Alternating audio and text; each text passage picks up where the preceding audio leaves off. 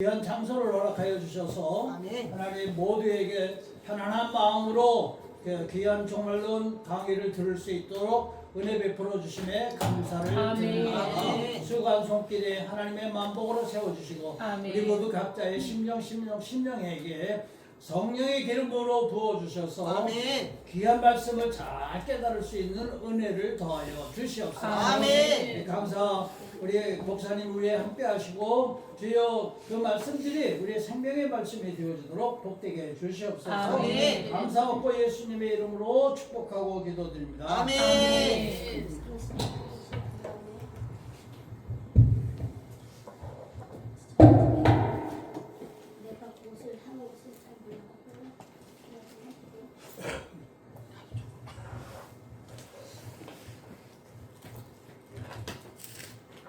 아직 화면이 안 나오니까 잠깐만 이제 저는 밤중소리 그 민병수 목사님께 공부하고 지금 15년째인데 저는 목회자는 아니고 일반 성도 권사고요.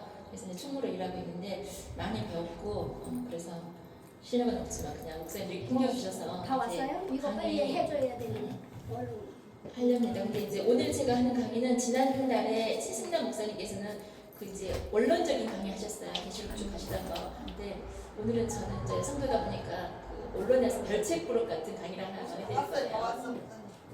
잠깐 얘기하고 계세요. 별책 부록 같은 계시록에서 나온 얘기긴 한데 그 이제 쭉 정론 말고 별책 부록 같은 재미있는 이제 소재를 가지고 어차피 계시록이긴 한데 그런 내용으로 이것도 이제 제가 좀 사진들을 많이 찍어놓은 게 있어서 제가 한 10년 전부터 이제 종교에 대해서 관심이 많더라고요. 그래서 우리 뭐 기독교가 당연하지만 불교, 뭐 법화경도 하원경도 다 재밌고 이슬람의 코란도 재밌고 해서 다 읽으면서 비교 종교를 좀 공부해봐야 되나 하는 그런 마음으로 시작을 했는데 이 하다 보니까 계시록을 읽으면서 비교 종교를 하려고 했던 그 마음이 계시록의 이 한 구절이 딱 꽂히더라고요. 그래서 이게 하나님 저한테 주신 어떤 특별한 은혜구나 생각해서 이 계시록의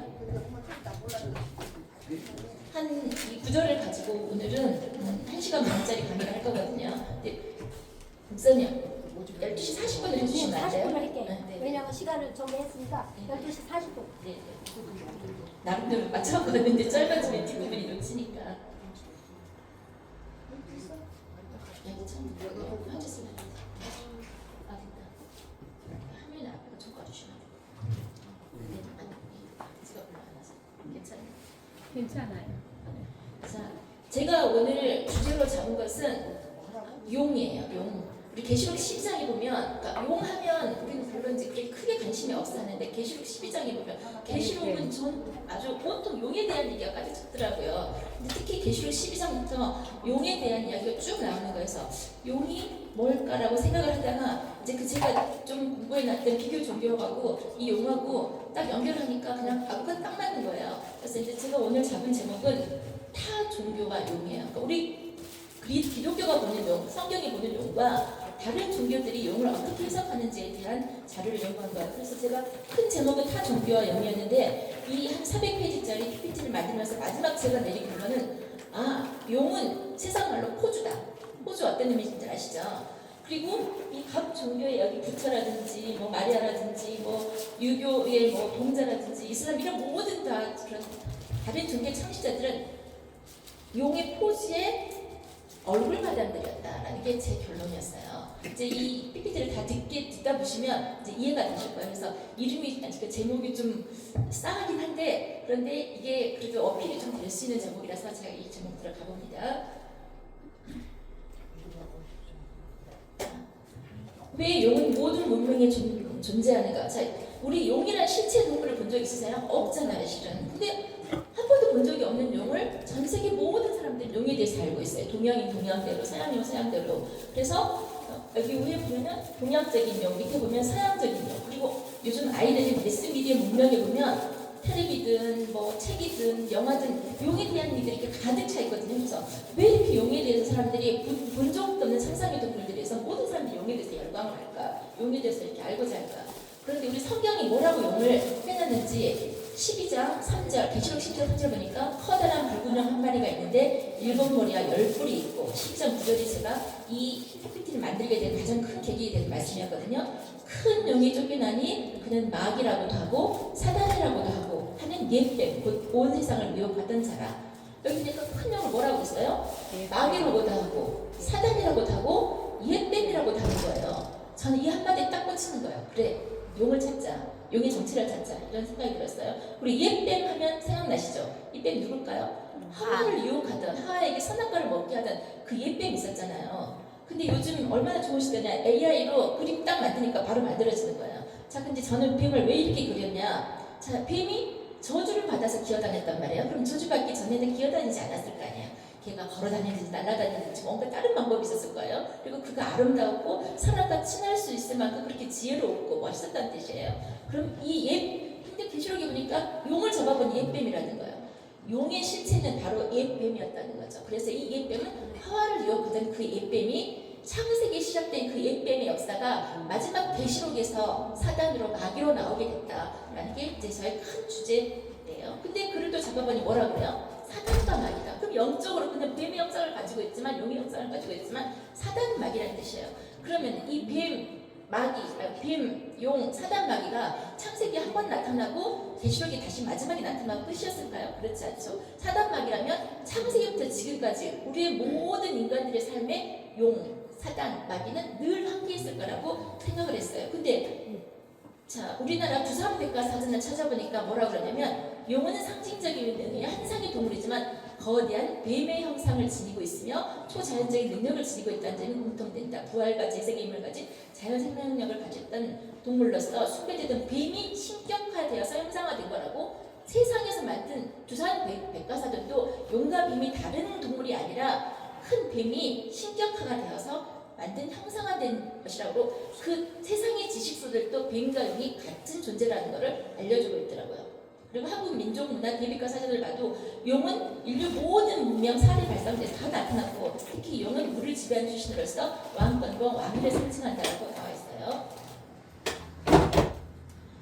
자, 그런데 계시록에서 아까 12장에 나타났던 그 뱀이 13장에서 아주 중요한 일이에요. 마지막 때 바다에서 짐승이 올라오는데 우리가 바다에서 올라오는 짐승을 적그리스도라고 그러는데 용이 자기의 능력과 보좌와 큰 권세를 그 적그리스도에게 마지막에 주는 거예요. 그리고 용이 짐승에게 권세를 주는 거예요. 용이 적그리스도에게 육화되어 들어갔는데 적그리스도만 경배를 받는 게 아니라 보니까 용에게 경배하며 마지막에 누구에게도 경배하냐? 용에게 경배하며 짐승에게도 경배하는. 마지막에는 세상 모든 사람들이 하나님 믿지 않는 모든 사람들이 용에게 경배한다고 그래요. 이 옛뱀이 가운데 사단 마귀 흘러는 이 뱀이 마지막에 용이 돼서 적그리스도에 들어가는데 경배의 대상이 된다는 거죠. 그런데 우리가 중간에 이 뱀에 대해서 잠깐 더 만날 때가 있어요. 누가복음에 보면 예수님이 마귀에게 이끌려서 시험을 받죠. 그런데 그 마귀가 뭐라고 그래? 네가 만약 내게 절하면 세상의 모든 권세와 영광을 다 너에게 준다는 말을 하죠. 근데 우리가 지금 뱀, 용, 사단, 마귀가 같은 실체라는 걸 알았잖아요. 근데 얘들이 가운데서 무슨 말 하냐? 나한테 절하면 내가 세상의 모든 권세와 영광을 다 너에게 준다는 거예요. 그럼 이런 존재가 세상에 존재하고 있다는 뜻이잖아요. 그럼 우리가 이 존재를 찾아야 되잖아요. 근데 신명기 13장에 하나님이 또 중요한 말씀을 하세요. 다른 신을 쫓아 섬기는 자는 어떻게 하라고요? 다른 신을 섬겨 쫓은 자는 칼날로 죽여라. 그냥 돌을 쳐서 죽여라. 하나님이 다른 우리가 이웃 종교들하고 좀 친하게 지내라 이게 아니라 그 종교 믿지 말아라 그 정도가 아니라 돌로 쳐 죽여라. 아주 안 된다. 그냥 섞이는 것 자체를 질색을 하시고 못하게 하시는 일이 있었단 말이에요. 자, 그래서 이제 처음에 제가 말씀드렸던 그 비교 종교를 약간은 이제 공부를 하다가 그래? 그러면 세상에서 숭배받고 경배받는 건 종교잖아요. 실은 한번 종교들을 한번 다 탐색을 해볼까? 그리고 한번 찾아다니면서 이 용의 실체와 종교가 어떤 관계가 있는지 한번 연구해보자. 그래서 여기 나와 있는 세상에 있는 종교들을 한번 제가 갈 수 있는 곳은 다 가고 안 되는 것은 자료들을 찾아다니면서 이제 다 그 용과 이 종교의 관계성들을 한번 연구하는 자료거든요. 아시다시피 불교, 도교, 유교, 이슬람, 힌두교 쭉 모든 종교들 있잖아요. 이런 종교들을 찾아다니면서 이제 모아본 종교 자료예요. 불교하면 어때요? 불교 석가모니가 그들의 창시자고 또 자기가 돌을 닦아서 부처가 된다 이런 게 자기들의 기본 법이잖아요. 그리고 환생을 한다, 윤회를 한다 이런 게 제가 비교 종교를 하면서 이제 이렇게 그런 자기들의 교리가 있나 보다를 생각을 했는데 그게 아니라 여기 네이버 지식 대백과사전을 찾아보니까 불교와 용이라는 제목이 있잖아요. 용은 부처님의 설법을 들으러 온 동시에 부처님을 지키는 수호신 호법신이다라고 딱 나와 있더라고요. 네이버 지식 백과사전에 용은 부처하고 다른 존재가 아니라 부처를 지키는 호법신이다라고 딱 나와 있더라고요. 그래서 저는 이제 이 미얀마, 홍콩, 뭐 베트남, 뭐 태국 이게 다 돌아다니면서 그 사찰들을 돌아다녔어요. 근데 이제 제가 갔더니 양곤 시라다라는 이 파고다의 공원에 딱 갔더니 여기는 파고다가 절이니까 여기 부처가 딱 있는데 부처 옆에 양쪽으로 용 보이세요?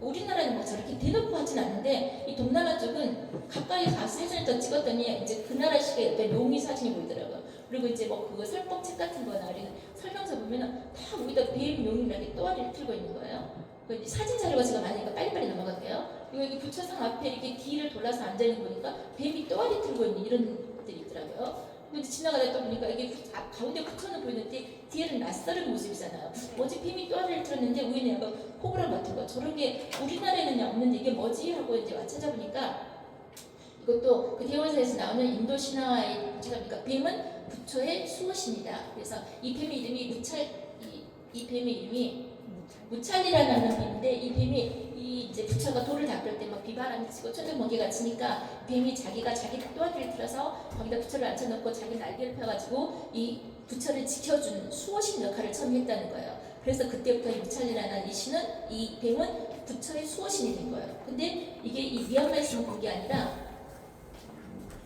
인도를 가도 인도가 원래 그 부처가 저기 돌을 닦았던 곳이잖아요. 거기 가도 아까 조금 전에 나랑은 달라지 똑같은 형상이잖아요. 밑에 뱀이 또아리를 들고 위에서 부처가 수행하는데 지키고 날개를 지키고 있는 이런 모습들이 있었잖아요.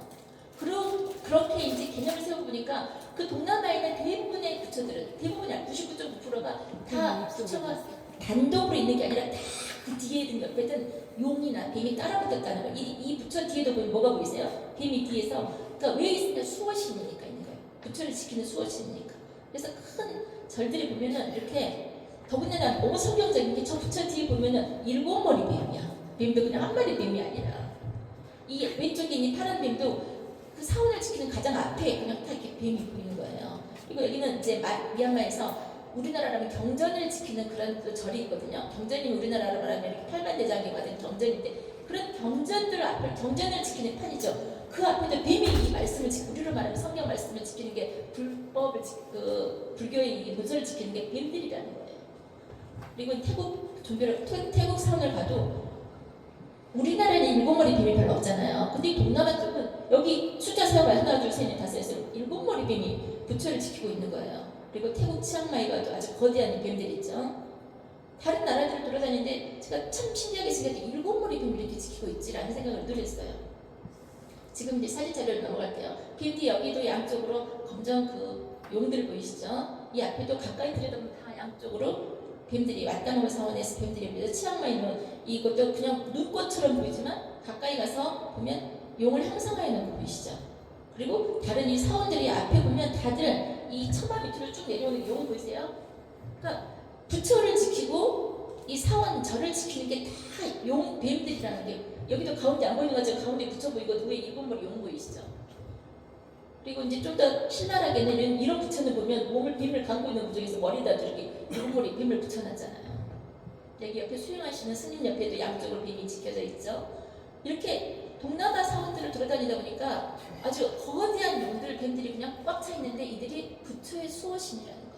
그러니까 부처가 주인공이 아니에요. 부처는 처음 말마다 얼굴 마담이고 그 뒤에 영적으로 그들을 지배하고 경배를 받는 것은 용이었다는 뜻이죠. 이건 실제 있는 건물인데 태국 아세프라 불교 사원인데 17층짜리 건물이에요. 근데 이 17층짜리가 우리나라 말하면 이제 교회들이 법당들 이런 건물인데 이 건물을 그냥 용 형상으로 똘똘 말아갖고 뭐라 그러냐면 사찰은 부처님의 가르침이 있는 신성한 공간이므로 용이 탑을 감싸고 있는 것은 사찰 전체와 그 안에 담긴 불법을 강력하게 수호한다는 의미다. 그렇게 아주 이 사찰을 지키는 게 용이다라고 자기들은 아주 말을 하는 거예요. 자, 여기 이제 태국에 있는 고대 유력 도시라는 곳을 갔는데 여기는 이제 안내하시는 분이 불교의 천상 우리를 말로 하면 천국 같은 곳이래요. 거기 천국 같은 곳에 형상화해 있는 곳인데 여기 끝에도 다 보니까 이 끝에 끄트머리가 다 용으로 그 자기들이 말하는 천국이 용이 다 버티고 있는 거예요. 그리고 우리 이분 어디서 많이 가냐 금화복수 같은데 이렇게 막 대까놓고 있는 이게 깨달음을 얻은 나라는 뜻이에요. 그래서 깨달음을 얻은 자가 이 천국에 들어가서 그래서 이렇게 있는 게 바로 자기들의 천국이다. 근데 이 안에 들어가니까 그 앞에 호수든 뭐든 다 이렇게 용들이 지키고 있더라고요. 그리고 여기도 너무 성경적 일곱머리 붉은 뱀이 그 불교의 천국인데도 이렇게 딱 지키고 있는 거예요. 그리고 바다의 큰 물고기가 자기들 사원을 지키고 있다고 그러고 노아우 방주 같은 것도 비슷하게 있고 네 마리 짐승 천상에 있는 것도 비슷하게 있고 저희 가서 여기 안으로 쭉 들어가면 이제 뭐 하늘 궁전 같은 게 있다고 그러더라고요. 여기 보면 가운데 보좌가 있고 12 뭐 이렇게 우리 이렇게 앉아 있는 것처럼 자기들도 이런 식으로 만들어놨어요. 그리고 여기에 나그란 조형을 보면 반인 반수 사람 위에는 사람이고 밑에는 뱀이고 이게 인간의 모습으로 온다 이런 거죠. 그리고 여기 불교 재밌는 게 불교에도 에덴 동산이 있어요. 이게 아담과 하와 자기식으로 말하면 근데 이들을 지키고 있는 게 왼쪽에 보니까 뭐가 보이세요? 일곱 머리 뱀 보이시죠? 그리고 밑에 복을 받지 못한 사람들은 이 용을 매달고 이렇게 끊임없이 일해야 되는 우리 노동자 계급이고 자기들은 이 돌을 해탈한 사람들은 저 위에서 이렇게 천상천하로 이렇게 살고 있더라고요. 근데 동아일보에 보니까 유목민들한테는 뱀이 저주의 대상이었지만 농경문화에서는 다산과 또 풍요의 어떤 상징으로 뱀이 숭배받더라고요. 그러니까 뱀은 알을 많이 낳으니까 다산을 상징하고 또 껍질을 떼고 새로 탄생하니까 부활의 의미를 가지고 그들에게 뱀은 숭배의 대상이 되더라고요. 그런데 이 뱀이 인도에 있던 뱀이 우리나라에도 김해 보면은 우리나라에도 이제 가야라는 나라가 있었잖아요. 그 가야라는 나라 때 전해져가지고 그때 있던 왕의 중수입을 보면 왼쪽에도 용이 두 마리 들고 있잖아요. 우리나라도 이미 그때 용이 들어와 있었어요. 그래서 이 용은 이미 불교 안에서는 신이에요. 신. 경배의 대상이에요. 제가 홍콩에 갔을 때 홍콩 포춘산자를 봤는데 기둥 있잖아요. 여기 기둥을 아예 똘똘 말고 있는 용 보이시죠? 저 위에도 테마대로 용이 보이시죠? 사람들이 우리보다 훨씬 복을 많이 받거나 이들은 향도 커. 우리는 향이 이만큼 하잖아. 근데 쟤들은 향이 키만해. 근데 이 향을 어디다 피우나 봤더니 가까이 가서 찍어 보니까 이 향은 왜 피어요? 소원을 빌라고 피잖아요. 용이 딱 받고 있어요. 아까 누가복음에 나에게 경배하면 내게 절하면 세상으로 다 주겠다. 타 종교를 믿으면 아 세상의 복을 받는 게 이런 이치구나. 용에게 절을 하면 세상에 있는 동안에는 영화로운 것, 돈도 주고 명예도 주고 권력도 주는 게 아주 성경적이겠구나라는 생각을 했어요. 그래서 이렇게 거대한 불상에 사람들 줄 서가면서 우리나라에 이렇게 큰 건 없잖아요. 근데 이렇게 다 복을 받기 위해서 하더라고요. 우리 밤중소리에서 베트남 같이 갔을 때도 여기 베트남 영웅사라는 거 갔더니 여기도 아주 거대한. 그리고 요즘 이제 캄보디아 앙코르와트가 여러분 텔레비에 많이 나오면서 문제가 되고 있잖아요. 그런데 여기가 영적으로 얼마나 악한 곳이냐면 앙코르와트라는 말 자체가 뱀이 사는 집이라는 뜻이에요. 산스크리트어로 앙코르와트가. 그래서 앙코르와트의 문화 유적은 가장 뱀 숭배의 극치를 이루는 것이 앙코르와트거든요. 그래서 앙코르와트는 기본적으로 일본머리 뱀이 그냥 그 도시 전체가 가득 찼어요. 앙코르와트, 캄보디아의 앙코르와트는 다른 나라보다 아주 뱀이 노골적으로 많잖아요. 그들한테는 신화가 있어요. 우리나라 신화는 당구 신화가 있잖아요. 우리가 오미우에라는 당구 신화가 있는데 이들에게는 신화가 있는데 뱀의 신, 딸 소마공주가 이 나라에 와서 결혼을 해가지고 자기들은 앙코르와트 사람들은 자기들은 아예 뱀의 후손이라고 그래요. 우리는 곰의 후손이라고 그러잖아요. 근데 얘들은 아예 자기들은 뱀의 후손이라고 그래요. 그래서 앙코르와트는 곳곳마다 유적이 아예 이렇게 일곱머리 뱀이 가득 차 있어요. 여기 라오스의 뱀, 여기도 뱀들, 인도도 뱀들. 자, 불교에서는 다. 근데 우리나라에서는 그러면 이제 우리나라에서는 이렇게 용 못 받는데 우리나라는 이렇게 노골적으로 크게 하진 않고요. 사찰들 가보면 그 앞에 대웅전이라고 써 있으면 그 옆에 머리만 나와 있어요. 머리만. 자, 없는 것 같죠? 여러분이 이런 이제 작은 지식을 가지고 혹시나 사찰들을 구경하게 될 때 가서 보면요. 불국사 대웅전에도 천마비대 끝에 머리만 있어요. 여기 계암사, 공사사 어디든지 가면 이건 필연적으로 있을 수밖에 없어요. 그들의 교리가 용을 섬겨야 되니까. 그래서 왜 그러면 이 사찰들 이 안에 이렇게 용머리가 있을까? 이들은 이 절이 뭐냐면 자기들의 극락 세상으로 이끌고 가는 배예요, 배. 그래서 그 배 머리에다가 용머리를 씌우는 거예요. 그래서 이 배를 반야 용선자라고 그러는데 이 사찰 안에 들어와서 그 절하는 사람들은 이 용선을 타고 극락세계로 간다는 뜻이라서 이 우리나라 어느 사찰을 가든지 이거는 필연적으로 용이 여러분이 이때까지 관심이 없어서 용하고 뱀하고 불교는 멀다라 생각했지만 한번 지금도 관심을 가지고 찾아보잖아요. 100% 있어요. 어디를 가든지 이건 있을 수밖에 없어요. 그리고 이 불교에서는 어떤 이렇게 축제를 보잖아요. 다 용을 가지고 앞에다가 이렇게 나와서 축제를 해요. 성문사든 뭐 전주교든. 그리고 그들의 탱화 있잖아요. 불교 탱화들을 가까이 들여다보잖아요. 여기 관세보살, 미륵보살, 관세보살 밑에 뭐 타고 있어요? 용 타고 있죠. 용과 함께 있어요. 이것들 다 옆에 지키고 있는 테두리들 보세요. 다 용이에요. 어떤 탱화든지 용과 비는 빠지게 없어요. 그리고 우리나라에서 말하는 도깨비 살아 있잖아요. 이런데 이게 도깨비, 이 도깨비는 결국 용의 얼굴이거든요. 자, 제가 아주 재밌는 곳 한 곳을 갔는데 태국에 가면 이 큰 명상센터라는 곳이 있는데 여기는 절이라고 하기는 그런 명상센터인데요. 여기는 매월 100만 명이 모여서 뭘 하냐면 부처의 재림을 기다리는 곳이에요. 이게 한 도시만큼 어마어마하게 커요. 그래서 여기가 부처상을 100만 개를 만들어 놓고 우주선 모양을 만들어 놓고 이게 지금 빛나는 것이 다 부처상을 100만 개를 모아놓은 모습이에요. 그래서 부처가 우리 예수님처럼 재림할 거라 생각해서 여기서 엄청나게 기다리면서 매월 법회를 여는 곳이 있더라고요. 홍보도 많이 하고. 그리고 이 안에서는 명상센터가 있었어요. 요가도 하고. 자, 이때까지 보니까 불교의 실체는 석가모니나 부처가 아니라 그 뒤에서 경배받는 것은 네가 내게 절하면 내가 다 주겠다는 그 용이 그 뒤에서 그들을 지배하고 있는 걸 봤어요. 그 다음에 이제 도교는 우리가 뭐 도교는 친하지 않은 종교 같지만 실제로 그 중국 종교 중에서 가장 많은 게 도교이기도 하고요. 관우상 이렇게 많이 있는 것 같잖아요. 관우상이 많이 있는 것이 도교거든요. 근데 이제 이 사람들도 보면 이 끄트머리 보면 도교도 다 우리가 용들이 보이시죠? 끄트머리 용이 보이시죠? 그리고 여기 뭐 신선을 믿는다, 아니면 관우를 믿는다, 아니면 각종 신들을 믿는다 그랬는데 여기도 가서 보잖아요. 그러면 전부 다 이게 용 보이시죠? 용의 얼굴들. 이 뒤에도 아까 그 얼굴 마담들은 그냥 앞에 있는 것뿐이고 뒤에는 다 실제적으로 다 용이었다는 거죠. 여기 홍콩 웜타이신 사원을 갔는데 입구에 보니까 이 들어간 입구에 뭐가 있냐면 이거 다 보이시죠? 들어간 입구가 전부 다 용으로 돼 있더라고요. 근데 사람들은 여기가 아까 그 푸준사에 있던 그 절처럼 기둥이 전부 다 용인데 사람들 여기다 다 경배하고 이거 만지면 복 받는다고. 이거 마치 베드로 성당에서 발 만지면 복 받는데 달아진 것처럼 이런 비슷한 게 있더라고요. 그리고 우리 용왕 그러면 토끼 간 먹으려다만 그냥 어떤 바다에 사는 왕이라 생각하지만 실제로 용왕은 용이에요. 이 홍콩 가보면 용이에요. 그 용 여기 왼쪽에 보이시는 용왕 보이시죠? 용이 용왕이에요.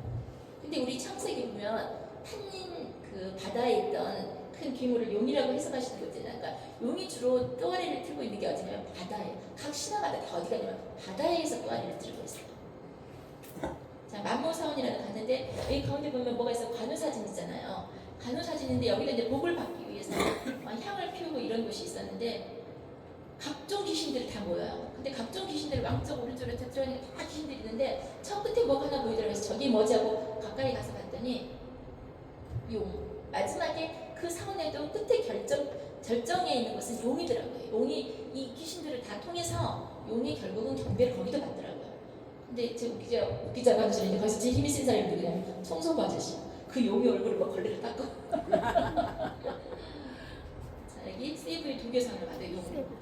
자, 중국 도교 보면 팔성화이라고 해서 8명의 신선이 바다를 건넌다라는 그런 건데 여기도 이 신선 뒤에가 뭐가 보여요? 용이 보이죠? 이들을 조종하는 게 용이더라고요. 그래서 제가 도교에서도 결국 끄트머리 찾은 건 용이었어요.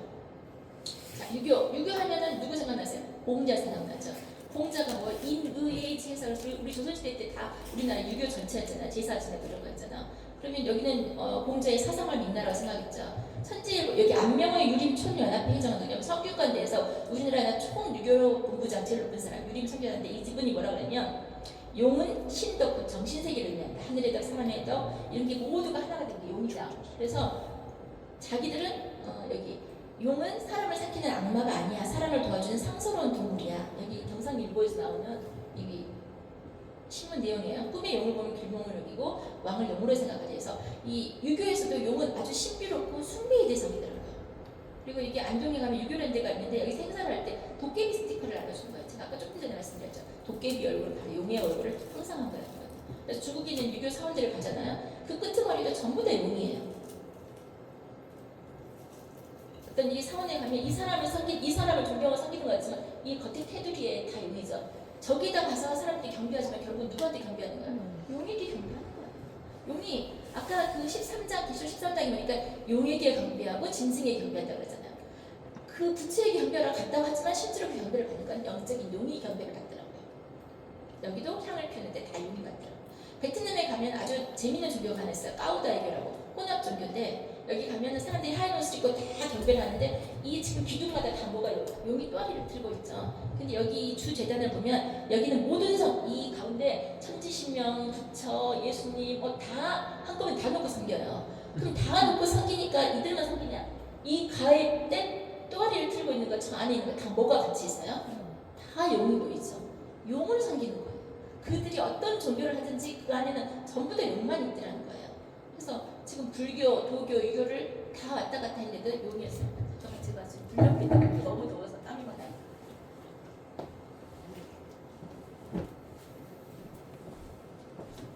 자, 그러면 이슬람은 그럼 이슬람은 뭐지?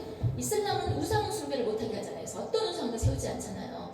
그러면 이슬람은 용하고 상관이 없나라고 생각을 해서 이제 홍콩에 있는 그 구룡 우리나라 이슬람 이제 국가고 홍콩에 갔을 때 구룡 사원이라고 이슬람 사원이 있더라고요. 그래서 이슬람 사원을 찾아갔어요. 그래서 거기서 친절하게 이야기를 했죠. 제가 이슬람에 대해서 굉장히 관심이 있고 흥미가 있는데 좀 안내해주고 좀 설명 좀 해주면 안 될까요? 이렇게 이쁜 아가씨가 나서 아가씨가 아니라 아줌마가 했더니 그 남자분이 막 다 데리고 다니면서 설명을 해주더라고요. 그래서 이제 그때 많이 봤는데 알라는 기상에서 숭배되어 받는 자기들의 신이잖아요. 근데 들어가서 지금 첫 번째 찍은 사진이 저게 뭐예요? 그랬더니 알라라는 글씨라고 그러더라고요. 그래서 그래요?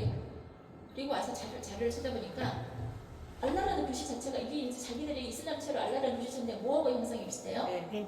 그러니까 내가 너무 끼워 맞추게 하는 거 아닌가라고 생각을 해봤어요. 근데 이슬람에서는 우상을 섬기지 않아야 하기 때문에 우상을 상을 새길 수는 없지만 자기들의 글씨 안에 그 종교적 성격을 잘 나타낼 수 있게 하는 그런 문화적인 어떤 패턴이 있더라고요. 그래서 이게 우리나라라면 캘라그라피라고 들어보셨어요? 글씨를 막 이쁘게 쓰고 막 꽃이라고 썼는데 꽃처럼 보이고. 자, 이 글씨 보세요. 바람이 분다라는 이 글씨에서 이 바람이 불죠. 글씨만 봤는데도 그 느낌이 오죠. 밑에 꽃이라고 썼는데 꽃이라는 글씨를 꽃처럼 정말 형상화했잖아요. 이게 캘라그라피예요. 바로 이 이슬람 문화권에서는 이 캘라그라피가 아주 잘 유용하게 쓰는데 이게 알라라는 글씨를 지금 자기들이 캘라그라피로 쓴 거예요. 뭐처럼 보이세요? 뱀처럼 그리잖아요. 그러니까 자기들은 자기들이 우상을 세울 수는 없지만 이 글씨 안에 캘라그라피는 이 글씨 안에 뱀의 형상을 집어넣는 거예요. 여기도 글씨라고 하지만 이 문양 자체가 다 뱀처럼 보이잖아요. 그래서 자기들 우상 섬기지 않는다고 말하지만 자 보세요. 이 안에 사원에서 다 절하는 이슬람 성도들이 저 왼쪽에 알라라는 글씨 보이죠? 우상이 없다고 하지만 저 알라라는 글씨 자체가 우상이죠. 뱀의 형상을 띈 알라 글씨가. 그래서 이 사원 앞에 가면 다 우상이에요. 그리고 이 이제 이슬람 문화 보물전에 가봤더니 그 왕들이나 아니면 자기들이 높은 사람들이 끼는 이 팔찌가 있더라고요. 이 팔찌 저게 뭐라고 보이세요?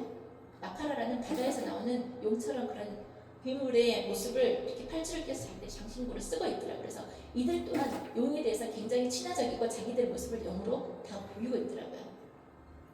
자, 이제까지 쭉 네 종교 왔어요. 이제 힌두교는 불교랑 비슷한 거 같아요. 힌두교에는 3억 4천 명의 신이 있는데 불교랑 힌두교는 절대 싸우지 않아요. 왜냐면 힌두교에서는 그래 너도 신이야.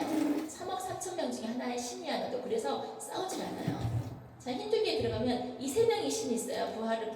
브라흐마, 비누스, 시바. 이 세 신을 가끔 그림 같은 데서 보면 나와 있잖아요. 근데 이 비누스랑 가운데 신 보니까 뒤에 뭐 보이세요? 일곱 머리 뱀 보이시죠? 그리고 이 시바 신 옆에도 코브라 이게 올라오는 거 보이시죠? 이렇게 이 힌두교에는 아주 대놓고 그냥 신을 이 뱀 신을 같이 섬기더라고요. 왜냐하면 이들은 윤회, 그러니까 불교나 힌두교는 윤회의 사상이 말이에요. 근데 아까 뱀은 뭐예요? 껍질 벗고 다시 재생하고 윤회한다는 그게 자기들하고 사상이 너무 맞는 거예요. 자, 이들이 뭐 벽화나 머티팔 이런 데 가면 전부 깔려 있어요. 말레이시아 힌두교 선을 가봐도 3억 4천 명의 신이 있다 보니까 이렇게 젖소신도 있어요. 그러니까 힌두교는 그래 너도 신이야, 나도 신이야, 너도 신이야 이렇게 신이 엄청나게 많이 나라서 여기 이렇게 시바 신이 여기 양쪽에 코브라 달려 있는 거 보이시죠? 여기 가네사라는 이 부와 재물을 주는 신도 여기 뱀 아주 또아리 틀고 있잖아요. 이들의 벽화들도 네이버 지사전에 보면 이 비슈누 신이 뱀 안에서 이렇게 살고 있는 이런 모습들이 다 보여요. 자, 우리 이제 약간 번외로 요가가 운동일까요? 요가 절대 운동 아니에요. 옆에서 혹시나 요가 하신다는 분들이 교회 안에 요가 가져오신다는 분들 나 건강해서 다른 운동 힘드니까 요가 해야 된다. 절대 말이세요. 요가는 운동이 아니라 수행 방법이에요. 힌두교의 수행 방법인데 이거는 여러분이 조금만 어떤 거든지 자료를 찾아보면 요가는 몸 안에 잠재된 신비한 에너지를 끌어올린다라는 명상이거든요. 뱀이 머리까지 우리 척추에 뱀의 기운이 있어서 이 척추에서부터 기를 끌어올려서 뱀이 내 머리까지 올라오면 해탈한다라는 의미예요. 그래서 뱀이 머리까지 올라간 상태는 영적인 깨달음 해탈의 상태다. 이것이 요가 수행의 궁극적인 목표다라고 아예 네이버 질사등 같은 데 찾아보면 나와 있어요. 그래서 요가는 결국 내 안에 잠든 뱀 잠재력을 깨워서 내가 신나같이 되는 과정이에요. 요가는 운동이 아니에요. 요가의 기본 목표는 내 안에 뱀을 깨워라. 쿤달리니 이야기 들어봤잖아요. 그래서 요가는 절대 운동이 아닙니다. 요가는 힌두교의 명상 방법이고 기도예요. 자, 이 힌두교인들은 어떻게 축제 때도 보면 자기들도 뭐 진짜 뱀이 아니겠지만 이렇게 뱀들 막 다 달고 나와요. 아이들도 이렇게 붉은 머리 뱀에게 이렇게 집어셔서 이런 것들 하고, 또 인도 가면 이렇게 코브라에게 소원을 빌기도 하고, 여기 옆에 이제 요가 수행자 있잖아요. 요가 수행자를 보면서 저분이 과연 수행을 해서 득도를 하신 것 같아요, 아니면 노숙자 같아요. 그치죠, 실은. 근데 이제 이거 있어요. 사람이 우리들도 우리나라 스님들도 그러잖아요. 명벽을 8년을 했다는 등, 무언수행을 2년을 했다는 등, 그래서 도를 깨달았다는 등, 자꾸 이런 말을 하잖아요. 근데 사람이 과연 면벽을 8년을 보고 무언수행하면 도가 깨달아질까요? 사람의 본질은 사람이 뭘로 만들어졌냐면 흙으로 만들어졌잖아요. 근데 흙이 어디서 왔어요? 땅에서 왔죠. 창세기 1장에 뭐래요? 땅이 혼돈하고 공허하며 흑암이 깊음이 있다고 그래요. 사람의 본질은 그리스도가 빛을 비추지 않는 흑암 속에 있는데 백성에게 빛을 비춘다고 그러잖아요. 빛을 비치지 않는 인간은, 그리스도의 빛을 받지 않는 인간은 그냥 공허하고 혼돈하고 흑암이 깊음이 있을 뿐이에요. 그가 아무리 면벽을 10년을 쳐다봐도 이렇게 수행을 한다고 누워있어도 그지처럼 보이지 그 안에 절대 빛이 비치지 않으면 깨달음은 없어요. 그래서 사람이 수행을 해봤자 결국은 혼돈하고 공허하고 흑암의 깊음이 있을 뿐이다. 자, 이렇게 해서 이들의 수행 방법을 보면 힌두교는 특히 자기에게 고행을 하잖아요. 도피로 뭐 입을 찌는다는 등, 뒤에다가 갈고리를 단다는 등, 뭐 입을. 근데 이런 수행 방법이 어디로 많이 들어있어요? 카톨릭에 많이 들어있죠. 그래서 카톨릭의 신부들이 수도원에 가서 자기를 막 칙칙 때리고 하잖아요. 그렇게 우리는 수행하지 않잖아요. 우리는 그리스도가 빛을 비치면 그럴 것인데 이들은 자기를 자해하면서 수행을 하더라고요. 자, 힌두교 사원을 제가 한 10년 전에 아들이랑 같이 갔어요. 여기도 마찬가지로 아까 이슬람 잔치로. 제가 힌두교에 굉장히 관심이 있고 흥미가 있는데 좀 여기 제사, 이 피제사를 드린다고 오늘 들었는데 좀 사진 좀 찍고 좀 이렇게 볼 수 있을까 했더니 뭐 오케이 해서 갔어요. 그래서 염소 한 마리 걸어다니는데 이 염소를 조금 있다 이 제사장들이에요. 자기들 나름 현대판이죠. 목을 탁 치더라고요. 목을 탁 치더니 여기서 피를 이 앞에 이 항아리에다 쫙 받고 발목을 딱 끼워가지고 앞에다가 잠깐 비키라더니 시사를 지낸대요. 시사를 어디다 지내나 봤더니 칼리 여신, 피를 좋아하는 칼리 여신에게 이 피를 바쳐야 된대요. 그래서 피제사를 지금 현대에도 계속 드리고 있더라고요. 이 칼리 여신은 바로 피를 좋아하는 여신이래요. 이 피를 받아야 소원을 이루어주는 여신이 있다고 들어봤어요. 이 힌두교도 실체가 더러운 귀신이 가득 3단계 귀신이 있는 것 같지만 실제로 그 뒤에는 다 뱀용이 뒤에서 또아리를 들고 있더라라는 걸 본 거죠. 자, 그럼 이때까지는 다른 종교들은 다 그럴 수 있어. 그런데 카톨릭 뭐지? 한 번만 들어가 볼까요? 카톨릭 베드로의 성당 안에 온통 용천진 걸 한번 구경해 봅시다. 베드로의 성당 제가 앞에 보면 박공이 보이실 거예요. 자, 박공을 좀 확대해서 볼까요? 이제 이거는 동양식 용은 아까 좀 길었죠. 근데 서양식 용은 드래곤이라고 해서 좀 짧지만 이게 서양식 용이에요. 베드로 성당 제일 앞에 박공이 바로 저 용이 보여요. 여기는 콘클라베로 선출된 교황이 처음에 나와서 인사하는 곳이에요. 인사하는 곳에 바로 이 밑에도 보니까 뭐가 보이세요? 용이 보이시죠? 그리고 그들의 이 천장도 보면 다 용이죠. 이런 중요한 곳곳에 이 앞에 분수대도 용. 그리고 베드로 대성당 앞에 막 들어간 입구에 바닥에 깔린 게 용이잖아요. 아주 곳곳에 모두 용이에요.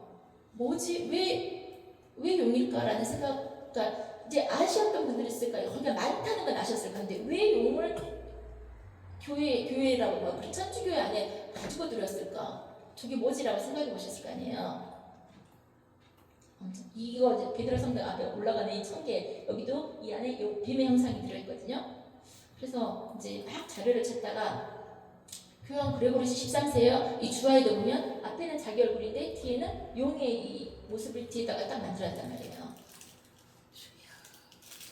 교황 바오로 5세에 가문 문장이 되게 들어있고 추규형 문장이 들어있고 각가지 모든 곳에 이렇게 많이 한두 개가 숨겨놓은 게 아니라 대놓고 이렇게 많은 이유가 뭘까라고 생각해봤어요. 그리고 이제 들어오는 이 상당히 우리 교회를 말하면 네 기둥이가 있을 거예요. 일단 막 이렇게 무서운 귀신이나 막 용의 모습을 이렇게 해놨더라고요. 그래서 왜 이렇게 있는 거냐 그랬더니 귀신이나 악령이 이 천주교 안에 들어오지 못하게 더 무서운 괴물들을 지키게 한다고 말하는 거예요. 말이 해 보여. 근데도 그런 논리로 자기들은 더 무서운 괴물이 갖다 놨대요. 여기 두오모 성당 앞에도 이렇게 용, 그리고 여기 도미니카 성인에게 아이를 지키는 이 성인에게도 빔이 칭칭 감겨 있었어요. 그러면 여러분 생각에 아니 카톨릭에서 웬 뱀? 웬 용 하잖아요. 그러다가 제가 자료를 찾았는데 교황들이 그때는 선출직이었잖아요. 선출직이니까 그 가문이 있을 거 아니에요. 우리로 말하면 지금 뭐 무슨 케네디 가문이 있고 무슨 힐러리 가문이 있고 가문이 있는데 이때 로마에도 가문들이 있었는데 가문마다 우리 유럽 쪽에 보면 어떤 가문은 독수리가 자기 가문의 문장이기도 하고 사자가 문장이기도 하고 이렇게 큰 휘장 같은 거 있잖아요. 근데 이 그레고리 13세하고 바오로 5세의 가문의 문장이 뭐냐면 용이었어요. 그러니까 자기들이 그 문장에 이 교황으로 선출이 되면 그냥 자기만 들어와서 교황을 하는 게 아니라 자기 가문의 문장을 다 가지고 상징물들을 다 가지고 교회로 들어온 거예요. 그래서 그 가문의 상징물들을 교회 안에다가 다 붙인 거예요. 예를 들어서 우리 뭐 김씨 가문에 가훈이 있다 그러면 가문을 그냥 자기 집에 있는 게 아니라 여기다 갖다 붙여버린 것 같이 그냥 그렇게 해버린 거예요. 그래서 베드로 대성당의 이분들은 신학적 여격이 아니라 세속 귀족들의 문장한 명령에서 가져온 상징이며 악이 아닌 자기들 가문의 힘과 권위를 나타나기 위해서 그냥 자기가 그 가문 출신이고 또 그 가문의 돈을 많이 대서 이 성당을 지었기 때문에 그런 문장들을 가지고 들어왔다라는 아주 그럴듯한 변명을 해요. 그렇지만 그때 변명을 하면 안 되는 게 얘 풀숲은 버리고 들어와야 되잖아요. 자기가 교황으로 됐으면 옛날 것들은 버리고 들어와야 되잖아요. 그런데도 불구하고 그 상징들을 다 가지고 들어와서 결국은 교회 자체를 이 혼합주의로 만들어버린 거예요. 타 종교랑 섞여버린 거죠. 그래서 이 안에는 엄청나게 많은 뱀들이 베드로 성당이나 로마 성당들처럼 가득 들어있다는 거예요. 근데 우리나라 섭지, 토지 가봐도요. 어떤 게 있냐면 마리아가 있는데 마리아 밑에 뱀이 있거든요. 우리 창세기 보니까 뭐 뱀의 우선은 여자의 우선에 뒤꿈치를 밟고 여자는 머리를 밟아야 된다고 했는데 그럼 여자가 머리를 밟았냐? 밟지 않았어요. 타고 있어요. 우리 이런 그림 아까 어디서 봤냐면 관세음보살 보니까 용 타고 있던 모습 있죠. 머리 닿지 않았어요. 갖고 들어온 거예요. 그래서 어떤 사람들은 집에다 이렇게 마리아 넣고 경배하잖아요. 마리아에게 경배할 때 마리아 밑에 있던 뱀도 용도 같이 경배를 받는 거예요. 마리아는 뱀을 밟은 게 아니라 뱀과 함께 같이 경배를 받는 존재였어요.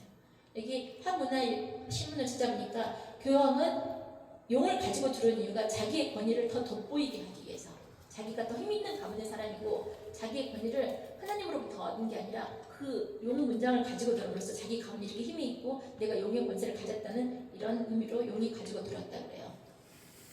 용은 보호자와 수호자의 상징으로 자리 잡았다. 이건 불교에서는 있는 줄 알았더니 이 카톨릭 안에서도 그랬어요. 서구를 통해서 용은 파괴와 위협의 상징을 여겨지게 됐으나 보니콤파니 가문, 아까 그 바오로 5세의 가문, 또 용의 외부의 위협에 맞서는 강인함과 위험을 나타내는 긍정적인 이미지로 가지고 들어왔고 그레고리 13세는 교황 문장 이를 포함시키면서 자신의 혈통과 정체성을 드러낸 동시에 교황으로서의 권위를 이 용을 가지고 표현했다는 거죠. 이 교황 그레고리 13세 한 업적 중에 하나 우리 지금 달력이 그레고리라고 쓰고 있잖아요. 원래 율리우스라고 썼어야 되는데 율리우스에게 약간 시간차가 나다 보니까 교황 이 13세는 자기 이름을 넣어서 그레고리로 바꾸어서 시간을 지배할 수 있는 이렇게 카톨릭이 되게 된 거거든요. 일단 이 용의 문장, 자기 문장의 가문을 가지고 자기 용의 힘을 빌려서 혼합 종교를 만들어버린 거예요. 자, 다시 한번 있어 말씀드리는 게 여기 아까 누가복음 4장 5절 내게 전하면 다 내 것이되리라. 바로 이 카톨릭도 용에게 그 카톨릭 전부 안에 가서 기도하는데 전부 용의 또아리를 들고 있었잖아요. 결국 그들도 용에게 영적 배경에는 가지고 들어온 용에게 있었다는 거죠. 자, 여기 중국 문명 두말할 것도 없어요. 우리나라에게 곰의 신화가 있다면 중국에는 되게 복희와 여화라는 여기도 신화가 있거든요. 그래서 이 복희와 여화라는 이 신화 속에도 이 두 창조신이 있는데 창조신의 다리를 보니까 뭐예요? 뱀이 꼬아져 있어요. 이 중국에서는 거의 모든 신화나 설화에 이 용이 들어있어, 뱀이 들어있어. 신동씨라는 그 왕이 있었다는 것도 신동씨도 뱀의 자손이라고 말하죠. 여기는 뭐 중국어 말할 것도 없어요. 그냥 용어로 가득 차 있어요. 네팔 가면 아예 뱀신이 들어. 뱀 신에게 그냥 절을 하고 뱀에게 손을 삐는 게 있더라고요. 우리 이제 그럼 먼 이야기죠. 바다가에서 남미 마야 문명 들어보시고 잉카 문명 들어보셨죠? 그럼 마야 문명과 잉카 문명은 또 이거는 다를 텐데 라고 생각을 하시잖아요. 마야 문명, 멕시코 문명인데 우리 어릴 때 영화 같은 데 보면 큰 마야 피라미드 위에서 태양신에게 사람을 배 갈라갖고 막 이렇게 인신제사 드리던 나라 있잖아요. 거기가 마야 문명이에요. 마야 문명에는 뭐가 있냐면 쿠쿨칸이라는 이 신이 있어요. 이 마야 문명의 가장 절정 제일 높은 신이에요. 쿠쿨칸이 몸은 뱀이죠. 그리고 깃털이 달린 이 얼굴은 사람이 이 신이 경배를 받아요. 여기 그래서 이 마야 문명의 이 피라미드 보잖아요. 밑에가 쿠쿨칸이 딱 생명과 풍요의 상징으로 자리 잡고 있고 그리고 이 1년에 한 2번씩 추문과 추문에는 이 햇빛을 이용해서 이 신이 땅으로 하강한다라는 이런 어떤 퍼포먼스도 하고 막 그래요. 그래서 그들의 어떤 유적지를 가잖아요. 다 마야 문명도 다 뱀이에요. 그들에게 삼신선상이 있고 아즈텍 문명도 케찰코아틀이라는 뱀이 다 지키고 있더라고요. 제가 좀 시간상 빨리빨리 갈게요. 그리고 이제 잉카 문명, 여러분 잉카 문명 마추픽추 이야기 들어봤잖아요. 그 마추픽추 안에 또 어떻게 뱀들이 또 하나 들고 있었냐? 잉카 문명의 발상지가 티티카코라는 호수가 있는데 이 호수를 왔다 갔다 하는 배가 있잖아요. 이 배에서 지금 앞에 몸은 뱀이고 얼굴은 퓨마인 이런 형상들을 만들어가지고 사람을 나르고 있어요. 그리고 여기서 팔고 있는 그 기념품들 있잖아요. 기념품들도 보면 용의 형상들을 다 해서 팔아요. 잉카 문명도 마야 문명도 그들이 다 최고 신들이 뱀이더라고요. 그래서 그들에게 태양의 아들 펠리노라는 게 그런 이제 설화가 있는데 이 펠리노도 양쪽에 지금 약간 형상화하긴 했는데 뱀을 양쪽에 들고 있는 거 보이시죠? 이렇게 그리고 머리에도 뭘 썼어요? 저 보니까 뱀을 쓰고 있어요.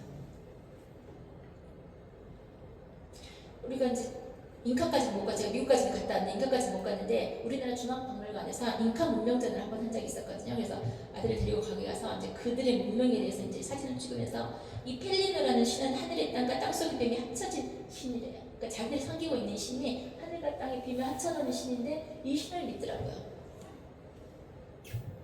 그래서 이 형상도 그냥 얼핏 보면 모르지만 양쪽에 손에 들고 있는 게 지금 뱀이잖아요. 이 잉카 문명에서도 아주 뱀을 지극히 섬기더라고요.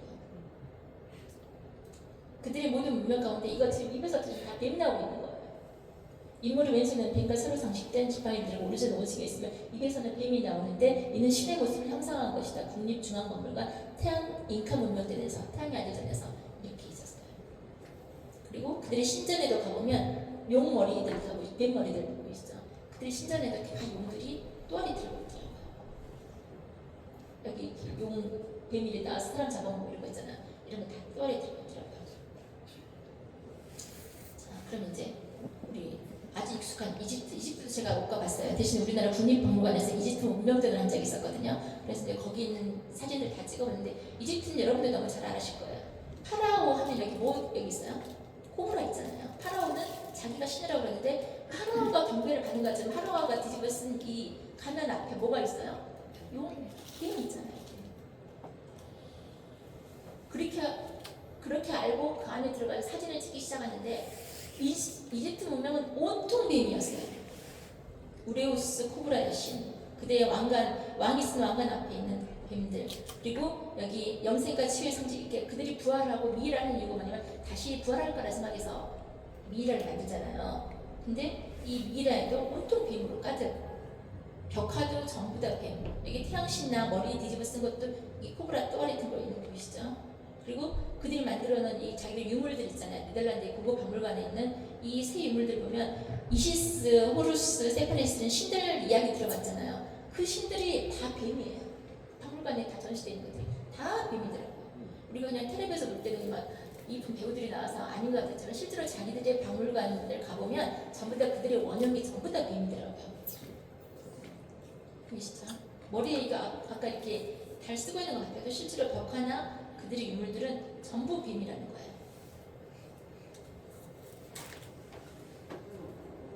피곤하시죠? 뱀들 몰라니까. 근데 오늘 제가 이걸 하는 이유는 용의 실체를 밝히자, 뱀의 실체를 밝히자. 그래서 우리가 어떻게 얘들을 대해야 되고 어떻게 화합을 만드는지 마지막에 이제 결론 내려고 그래요. 자, 그래서 이 이집트 문명에서 뱀은 그냥 박물관 한 번만 가보면 그냥 나와요. 모든 유물이 그냥 자기들이 뱀의 자손이나 후예손이라 나와요. 자, 그럼 이집트 다 넘어갔어요. 다음에 우리 메소포타미아 문명은 우리 인류 발상지잖아요. 그럼 메소포타미아 수메르 문명은 뱀하고 용하고 무슨 관계지? 메소포타미아에서 가장 큰 신이 마루둑이잖아요. 들어보셨죠? 마루둑이 이 그들의 문헌을 찾아보면 마루둑은 그리스가 쫓긴 마루둑과 신, 뱀, 이 인정은 그러니까 같이 항상 다니는 거예요. 혼자 다니는 게 아니라 마루둑이 이 용신을 이 용과 같이 다니는데 그 이름이 무슈후슈예요. 그래서 어린이들이 보는 이 그 메소포타미아 문명 책을 보잖아요. 이 무슈후슈에 대해서 잘 설명하는데 이건 바빌론의 수호신이야라고 나오죠. 이 무슈후슈 이 용이 바빌론의 수호신이라고 나와요. 바빌론이 메소포타미아 문명도 이 용을 자기들이 수호신으로 여겼어요. 그때 또한 경배의 대상이 용이었다는 거죠. 막 여신, 남신 이런 것도 알겠지만 그건 다 문이죠. 어떻게 보면 그 뒤에서 결국 경배받는 게 다 용이었다는 거죠. 메소포타미아 문명은 세계에서 가장 오래된 용에 대한 신화를 가지고 있어요. 그래서 그들의 박물관을 가서 그들의 유물들을 찾잖아요. 그들의 유물들도 다 가까이서 확대해서 보잖아요. 다 뱀이에요. 이 밑에 이런 그림들 확대해서 보잖아요. 다 뱀이 신이 있어요. 이거는 영국의 대형 박물관에 있는 자료들이에요. 여기도 보면 뱀을 타고 다니는 이런 것들 있잖아요. 그러니까 뱀이 다 어디에 숨어 있어도 어디든지 경배받는 자리, 왕의 자리 내지는 종교의 자리에 항상 뱀이나 여기 또아리를 들어가더라고요. 그리고 여기 바빌로니아 기증석에 보면 이 마르드 기증석인데 이 돌 위에도 보면 뱀이 또아리 들고 있는 거 보이시죠? 이것도 대형 박물관에 있는 거예요. 마르득은 뭐 정확한 실체는 모르지만 우리는 약간 니무롯의 길 수도 있다라고 말하잖아요. 그러니까 그들이 왕 사람을 내세우가 되지만 그들을 뒤에서 영적으로 존재하고 지키고는 항상 뱀이었다. 수메르 신화에서도 인간을 창조한 지혜의 신 엔키는 뱀의 형상을 하고 있다고 나와 있어요. 인간을 창조한 신 이게 다 뱀이었다. 이렇게 해서 수메르 신화에서 엔키 아들인 두부제의 별명은 뭐 하늘의 큰 뱀이다. 이런 지혜의 신이다. 이렇게 나와 있어요. 바빌로니아에 가도 불뱀, 오로보스 뭐 이런 거 수메르 문명의 벽화들도 다 우르무지라 그래서 뱀들이 가고 있어요. 우리 알라딘 램프에 소원을 들어주는 진이 나오잖아요. 진이도 겉으로는 사람 같지만 밑에는 뱀꼬리예요 실은. 그러니까 아이들이 손을 빌 때 누구한테 비냐? 뱀한테 빌고 있는 거죠. 자, 이제 이집트 넘어왔어요. 이제 그리스 로마는 어떨까? 그리스 로마 하면 이제 뭐 여신들, 뭐 아테네 여신도 있고, 뭐 제우스 신도 있고 그러죠. 여기도 박물관을 가봐야 돼요. 박물관을 가면 자, 이 신들을 어떻게 나냐? 여기 아테네 여신이 뱀으로 장식된 옷을 입고 있죠. 그리고 이제 지금부터는 온통 이제 귀귀한 뱀들을 볼 거예요. 아테네의 상징 이 박물관 안에 이 신들이 있을 때 옆에 꼭 누가 지키고 있냐면 뱀들이 지키고 있어요. 그래서 혹시 이제 여러분들이 이렇게 외국 박물관을 가게 될 때, 그러니까 이런 걸 좀 눈여겨보면 그들이 혼자 있지 않다. 왕들이나 신들이 혼자 있지 않다. 뱀이나 용과 같이 꼭 같이 있다. 그다음에 아테네 창시자 키로코스도 반신반수. 여기도 밑에는 뱀이었죠. 메두사는 뭐 유명한 뱀신이고, 그다음 포세이돈도 뱀 이야기고, 헤르메스도 밑에 뱀과 같이 있고, 헤르메스 의학의 신 클레오파트. 여기 우리 세계보건기구 보잖아요. 그런 뭐가 있어요? 의학의 신 아까 여기 의학의 신 아스클레오피스의 지팡이를 형상화해서 여기 세계보건기구도 만들어서 뱀으로 똘똘 만들었잖아요. 우리나라 대한의사협회 상징도 뱀이 타고 올라가잖아요.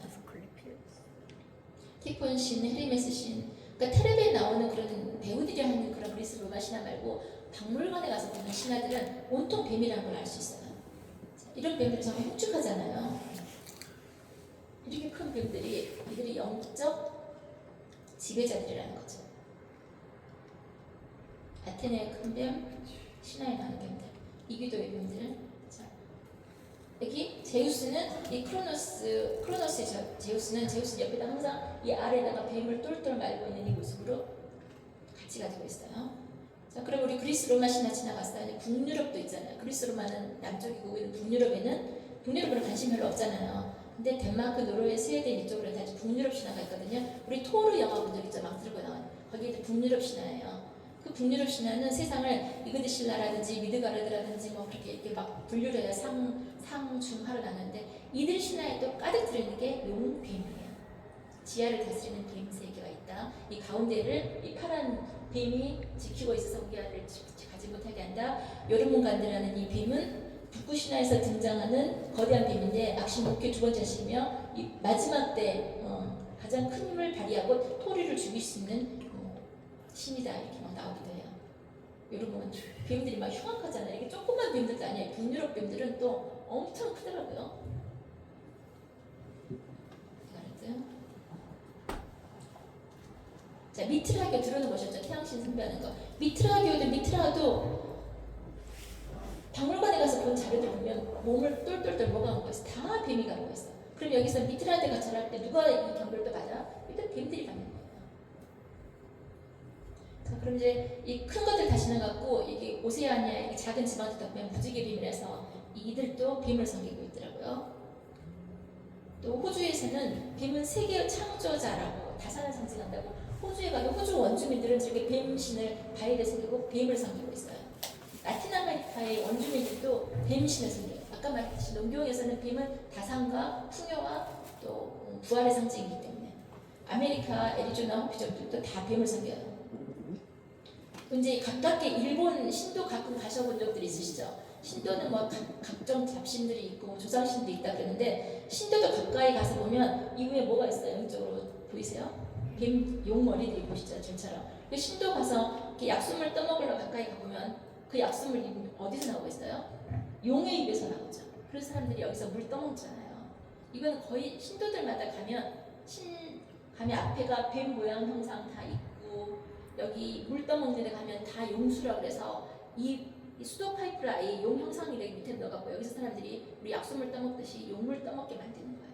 그들은 이렇게 축제를 할 때도 용신 축제를 하고 여기 아예 신사인데도 용 그냥 대놓고 하는 신사들 있잖아요.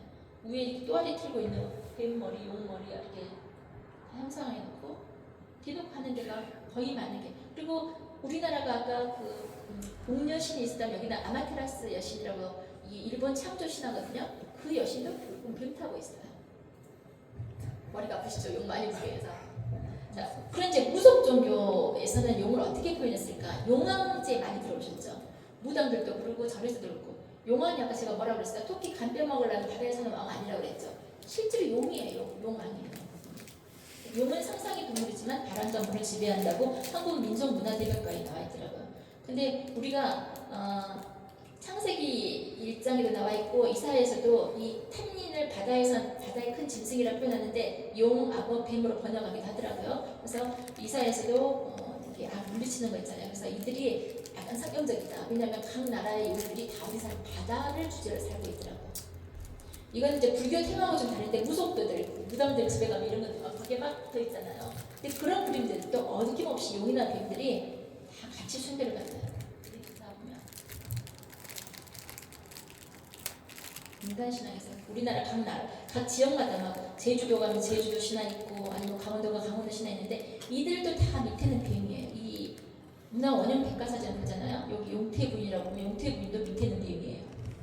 부부 용신이라고 해서 용신이잖아요. 부부 용신도 뱀이에요. 그것도 박물관에서 이제 박물관 막 다니지 말고 이런 게 있을 때 한 번씩 좀 눈여겨보시면 재밌어요.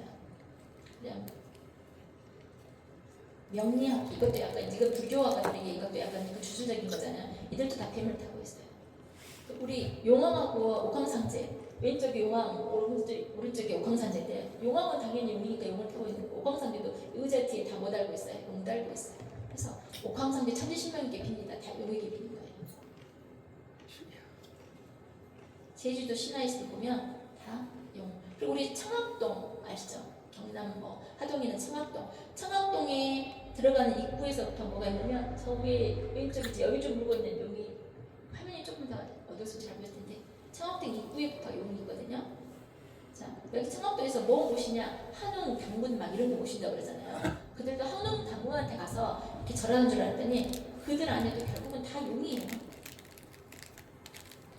그다음에 용왕제 이런 거 그냥 바다의 어떤 기원을 하고 한다 그랬는데 그 바다의 기원을 하는 것 자체가 다 용에게 여기 용왕들들 보면 안쪽에 아예 용 그냥 문양들 다 해놓고 스님들이든 무당들이든 다 가서 그들이 비는 주체가 무속 신앙인 것 같지만 사실은 용에게 실제로 용에게 경배하고 비는 거였어요.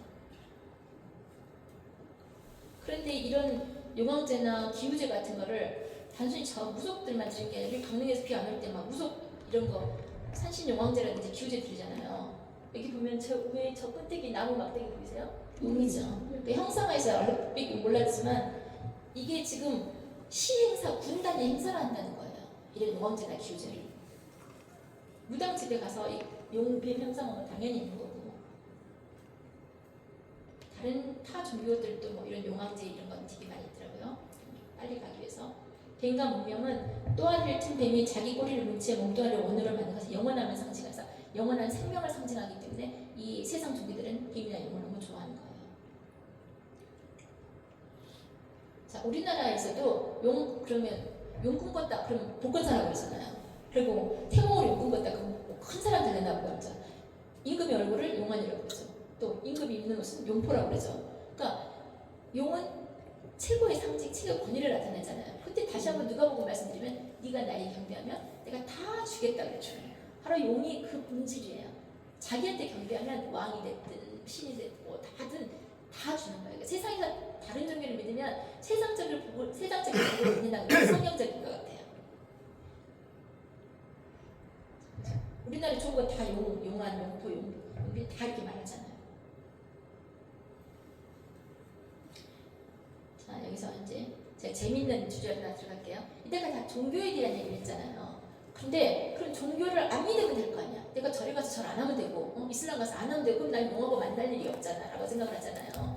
그런데 그렇게 무신론자들도 뭐를 하냐면 우리 지역 축제도 있지만 세계적인 큰 축제들 있잖아요. 축제에 많이 참여하죠. 네이버 지식백과에 축제라는 단어를 딱 치면 축제에 뿌리는 종교 의뢰에서 나왔다는 거예요. 그냥 사람들이 놀고 어떤 축하하기 위해서 한 자리가 아니라 종교적 기원으로 축제가 강력한 사회통합을 이루기 위해서 성스러운 존재나 힘을 만날 수 있는 의사소통으로 축제가 나왔다는 거죠. 그래서 이 축자는 빌축자예요. 한문으로. 그리고 제자는 제사제자예요. 제사 때 비는 거예요. 누군가의 힘 있는 자를 찾아서 빈다는 게 축제라는 뜻이에요. 자, 그럼 우리나라 자료도 찾아보면 옛날에 부여시대 때 용고, 우리 고등학교 때 책을 배웠잖아요. 뭐 고려 동맹 이런 건 다 하늘의 신에게 제사를 드리는 거를 축제로 부르거든요. 세계에서 가장 큰 축제가 어디서 열리고 있죠? 브라질의 카니발, 브라질 리오 축제잖아요. 세계에서 가장 큰 축제들을 제가 지금 찾아서 이 신문이나 이런 스크립트로 이 축제의 사진들을 찾아볼게요. 브라질 리오 축제 지금 뭘 보이세요? 조금 전에 그런 의미로 지금 보니까 그들이 축제 누구에게 빌겠어요? 뱀에게 빈다는 거죠. 그 옆에 여자들은 음란할 수밖에 없어요. 왜? 용 옆에 있는 여자들이 성스러울 수는 없잖아요. 귀신에게. 자, 지금부터 이제 계속 제가 사진들을 보여드릴 거예요. 이들이 축제, 빌축의 제사제를 지는 게 누군가? 뱀이고 용이 계속 나올 거예요. 그 옆에 있는 여자들은 다 음녀의 무용들, 이들이 음녀라는 게 그 음란한 영이 들어갔으니까 음란한 모양으로 축제를 할 수밖에 없어요. 이 메두사 보이시죠? 여기 나온 여자들이 거룩한 한복 입고 하진 않죠. 용축제 이런 건 뭐 여러분이 조금만 관심 갖고 이런 세계적인 축제들을 보잖아요. 그러면 거기에 어김없이 가장 중요한 부분에 용과 뱀들이 등장한다는 걸 볼 수 있어요. 여기가 보이시죠? 삼바 축제 이 여성 용을 다 달고 자기가 음녀의 모습으로 나오잖아요. 이건 브라질 리오 축제고 여기 살살바도르 축제, 기타 뭐 다른 나라들 축제들도 보면 가장 큰 축제들은 다 용이 등장을 하더라고요. 사실 이 축제의 기원이 사순절 단무수의 죽음을 기념하면서 이 축제가 시작되기도 했다고 하거든요. 아주 극단적으로 이렇게 막 축제 맨 가운데 가보면 용과 뱀이 항상 가장 큰 차가 지나갈 때 보면 다 돼 있어요. 그래서 종교에 가서 절하지 않더라도 이 축제에 나와서 즐기면서 뭔가를 비는 사람들이 다 용과 뱀에게 하고 있다는 걸 지금 보여드리는 거예요. 다 음란한 모습으로 나올 수밖에 없어요. 영적인 배경이 있으니까.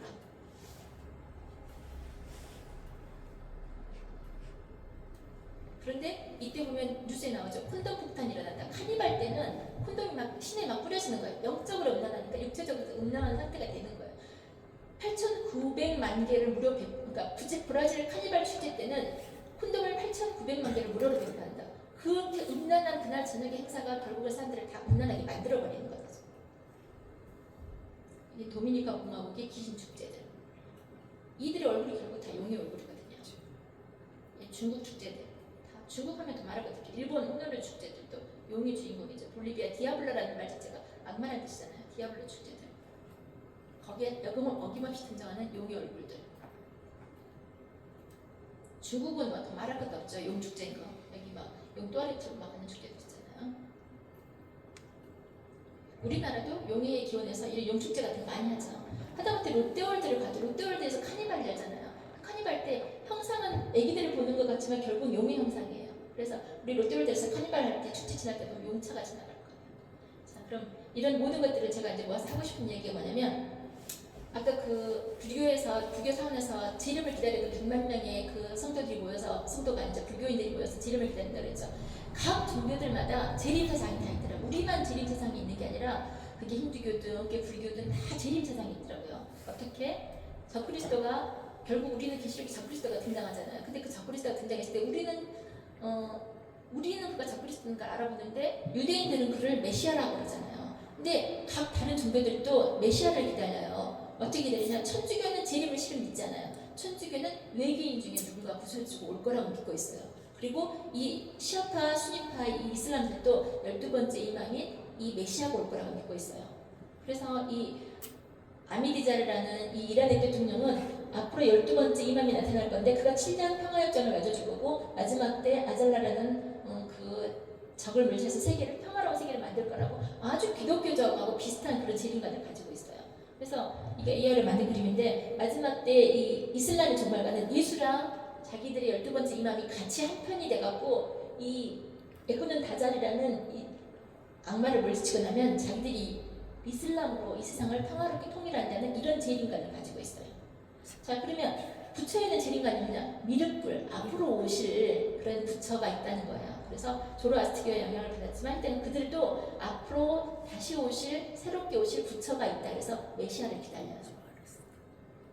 그래서 적그리스도가 나타났을 때 거짓 선지자가 이분이 그분이다라고 딱 말하잖아요. 그럼 모든 종교인들은 자기 종교들이 다 기다리고 있었잖아요, 메시아를. 그래서 다들 그를 한결같이 후 3년 만에는 다 메시아로 받아들여 버리는 거예요. 그래서 그에게 경배하는 거고, 그래서 모든 종교 안에서 또아를 들고 있던 그 용은 적그리스도 하나에게 딱 육화해서 들어가 버리면 이제까지 믿었던 모든 종교인들은 다 그 용과 적그리스도에게 절하면서 우리가 기다리던 마지막에 12번째 이맘이 저분이야, 우리가 기다리던 마지막에 미륵불이 저분이야, 우리가 말하는 메시아가 저분이야라고 한 적그리스도를 향해 지목을 한다는 거죠. 그래서 미륵, 아야트리아, 메시아를 하나로 보고 있고, 그래서 거짓 선지자가 필요해요. 이분이 그분이라고 말해줄 수 있어요. 거짓 선지자는 종교 통합을 하잖아. 너희가 아무렇게나 해도 미혹당하지 말 것은 먼저 배도하는 일이 있고 저 멸망의 아들이 나타나야 된다고 그랬잖아요. 왜 거짓 선지자가 먼저 나타나야 되냐? 거짓 선지자가 이 모든 종교들을 물밑작업으로 해서 하나로 다 모아놔야 돼요. 하나로 모아서 통합을 해갖고 적그리스도가 나타났을 때 이분이 그분이다라고 지명을 해줘야 돼요. 그래야 모든 종교인들이 그를 메시아로 받아들이고 그를 구세주로 받아들이고 하나를 믿게 되고, 용은 이때까지 다 흩어져 있던 종교에서 하나를 딱 모아갖고 적그리스도 하나에 들어가면서 통합된 하나의 왕이 되는 거예요. 자, 칼키우가라고 힌두교에서도 아주 기독교하고 비슷한 재림관을 가지고 있어요. 하얀 말을 타고 이 칼을 들고 와서 세상을 마지막 때 다 심판하고 구원할, 아주 모습도 인도 사람이어서 그렇지 예수님 부활하는 예수님 재림하고 비슷한 모습으로 이 재림주가 온다라고 기다리고 있어요. 그러니까 종교들마다 이 적그리스도가 나타났을 때 아, 우리 신이 아니야, 아, 저분이 그분이다라고 다들 믿게 돼 있어요. 이 잉카 문명 호피 인디언들도 이렇게 앞으로 세상의 마지막 때 심판을 오실 자기들이 구세주가 있어요. 자, 이 모든 것들을 다 보면서 용은 다른 종교들이 말하는 그냥 신이었을까? 아니면 정말 성경에서 말한 사단이고 옛뱀이고 마귀였을까? 여기서 우리가 분별력이 없으면 다른 종교 부처만 보고 예를 들어서 알라만 보고 그랬더라면 그렇게까지 적대적일 필요는 없어. 너는 너 믿음, 나는 나 믿음. 근데 그들의 영적 배경이 다 용이나 뱀이었다는 거, 마귀였다는 것을 깨닫게 되고, 그리고 그 용이 결국 마지막에는 적그리스도의 몸에 육화돼서 모든 사람들에게 다 경배를 받게 될 것이고, 지금은 사이사이 각 종교나 축제에서 경배를 받고 있지만 마지막 통합을 할 것이고. 근데 그럼 안 믿었던 사람들의 용은 뭐냐? 우리 아바타라는 영화를 보면 아바타의 주인공 용 타고 다녔죠. 우리 슈퍼맨 영화 보면 맨 오브 스틸의 슈퍼맨 영화 봤을 때 이 슈퍼맨이 입고 있는 것은 뱀 가죽이에요. 그리고 슈퍼맨 가운데 S자 보이시죠? S자가 슈퍼맨 S자가 아니라 슈퍼맨 S자 첫 머리가 용의 형상이에요.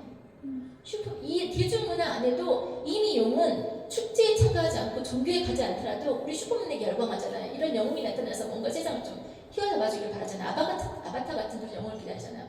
그럴 때 영웅의 모습 안에도 다 용은 또아리 들고 있다는 거죠. 아이들이 잘 보는 드래곤 길들이기라는 이 영화에도 보면 아이들에게 아예 주입을 교육을 시키고 있어요. 어떻게 교육을 시키냐면 이 대사 보세요. 용은 사나운 동물이 아니야. 지적인 생명체야. 신뢰를 주면 인간을 지켜주는 존재야. 드래곤들은 잘 살 수 있도록 세상을 바꿔보고 또 드래곤은 아주 착하고 순한 생명체야.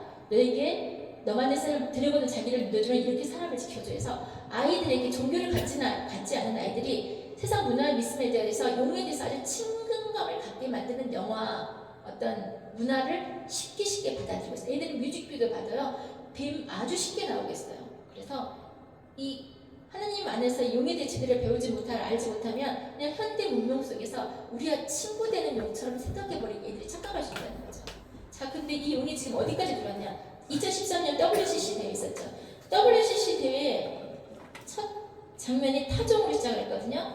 타종할 때 아니 그냥 타종이 돼도 되는데 굳이 어디서 이렇게 용 머리 있는 저런 타종 징을 가지고 와서 굳이 저거를 쳤어야 됐을까요? 이 또한 아까 혼합, 이게 우리 아까 캐톨릭에 혼합이 들어왔던 거죠. 혼합의 모습으로 타종을 시작했어요. 그리고 여기 제사상 차렸던 거 아시죠? 저는 WCC 굉장히 관심이 있어서 여기 모든 거에 자료를 갖고 있는데 제사상 옆에다가 이 여성분이 소고 붙이는데 북에다도 옆에서 보면 뭐 있어요?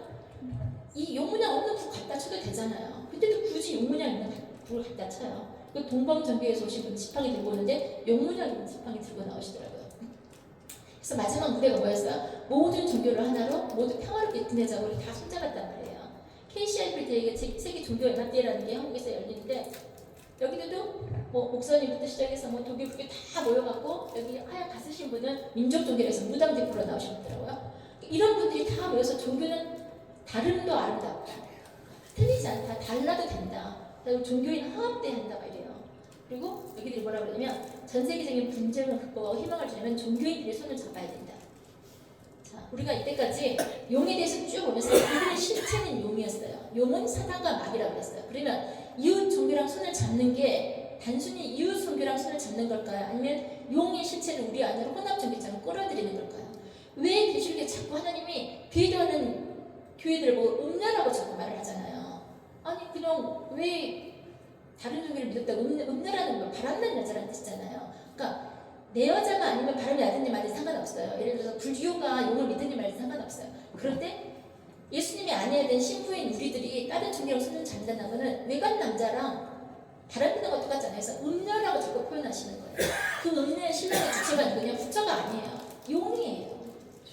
힌두교랑 손을 잡아도 이슬람이랑 손을 잡아도 불교랑 손을 잡아도 영적 배경은 우리가 예수님이 신랑이어야 되듯이 그들의 신랑은 바로 용이란 말이에요. 사단마귀란 말이에요. 그래서 하나님이 다른 종교와 신명기에서 말씀드렸듯이 다른 종교를 믿는 이들은 개척이라 정도가 아니라 칼로 쳐 죽여라, 돌로 쳐 죽여라.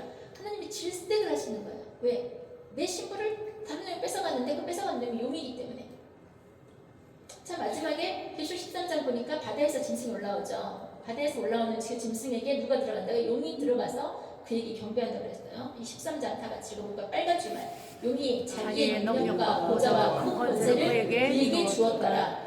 용이 짐승에게 권세를 주므로 용에게 경배하고 짐승에게 경배하고. 자, 이 용은 창세 때 하와에게 나타났던 그 용은 어디서 사라져 버린 게 아니라 그 우리 6,000년 역사 이상을 각 종교마다, 각 문화마다 아주 깊이 뿌리 깊게 가서 그들에게 또아리 들어서 경배를 받고 있다가 마지막에는 계시록 13장에 적그리스도가 나와서 마지막에 7년 한날을 지내고 있을 때는 드디어 정체를 딱 드러내갖고 적그리스도 하나에게 들어가서 이때까지 모든 종교에 있던 이런 모든 경배 대상자가 돼서 적그리스도만 경배를 하는 게 아니라 용도 경배를 받더라 이 말씀이에요.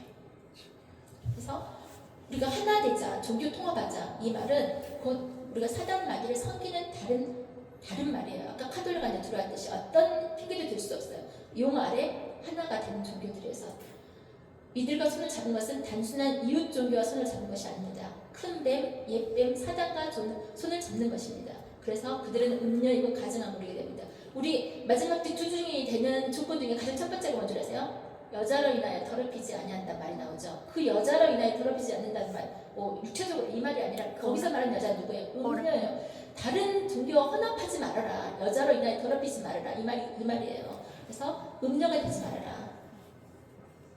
자, 그들의 영적 배경은 용이었고 마귀였고 그들은 무슨 이유로 한다? 아까 평화를 위해서 손을 잡자고 그랬잖아요. 평화를 위해서 손을 잡자고 그랬는데 그런 얼처구니 말에 넘어가지 말자. 자, 우리 마지막 10계명이 뭐랬어? 너는 나 외에 다른 신들을 내게 두지 말라. 너를 위하여 새긴 우상을 만들지 말라. 바로 용은 여러분들에게 늘 유혹의 대상이 되고 종교의 얼굴로 포장을 하고 축제의 얼굴로 포장을 하고 매스미디어의 얼굴로 포장을 하고 있지만 그들의 실체가 용이니까 우리는 마지막 때 주중이 되고자 하신다면 여자를 더럽히지 아니하고 음료교회가 되지 아니하고 다른 종교와 혼합되면 절대로 안 된다는 얘기를 하고 싶어서 제가 이 내용들을 다 준비했고요. 이게 계시록하고 별개가 아니라 계시록의 별책 부록 정도라 생각하시면 될까요? 그래서 용의 정체를 알고 나면 다른 종교가 이제 달라 보이실 수 있으실 거예요. 오늘은 여기까지입니다. 수고하셨어요. 아주 실체를